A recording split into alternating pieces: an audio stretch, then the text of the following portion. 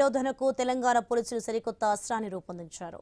Digital tool గా పనిచేయనున్న దానికి sentinel గా నామకరణం చేశారు. ఇందులో 3 మాడ్యూల్స్ ఉంటాయని తెలిపారు.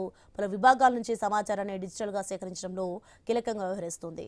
సర్వీస్ ప్రొవైడర్లు, ఈ-కామర్స్ ప్లాట్ఫామ్లు, బ్యాంకులు, సామాజిక మాధ్యమ కంపెనీలు, ఇతర డిజిటల్ మాధ్యమాలకు ఈ మాడ్యూల్ ద్వారా అభ్యర్థనలను సులభంగా పంపవచ్చు. ఇక కేసులకు సహకరించే ఐపీ ల్యాగ్, సబ్స్క్రైబర్ డీటెయిల్ రికార్డులు, కేవైసీ సమాచారం, కాల్ డేటా రికార్డులు, బ్యాంక్ అకౌంట్ ఓపెనింగ్ ఫామ్స్ వివరాలను సేకరించడంలో సహాయపడనుంది. ఈ టూల్ ఎక్స్టర్నల్ లింక్స్ ట్యాబ్ ఆధారంగా దర్యాప్తును సులభం చేసేలా సిఐఆర్, ఎన్ఐసి మెయిల్ లాంటి పోర్టల్లోకి వెళ్లే సదుపాయం ఉంటుంది. ఇక డబ్బులు కోల్పోతే వచ్చే ఫోన్ కాల్స్ ఆధారంగా పోలీసులు కేసు నమోదు చేస్తారు. ఖాతా నుంచి మోసగాళ్లు ఖాతాలకు బదిలీ అయిన సొమ్మును విత్డ్రా చేయకుండా ఫ్రీజ్ చేసి సొమ్మును వెనక్కి తెప్పిస్తారు.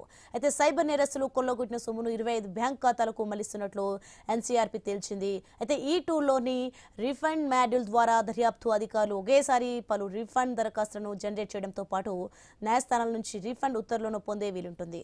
దీంతో బాధితులు బ్యాంక్ దర్యాప్తు అధికారుల చుట్టూ తిరగాల్సిన అవసరం ఉండదు.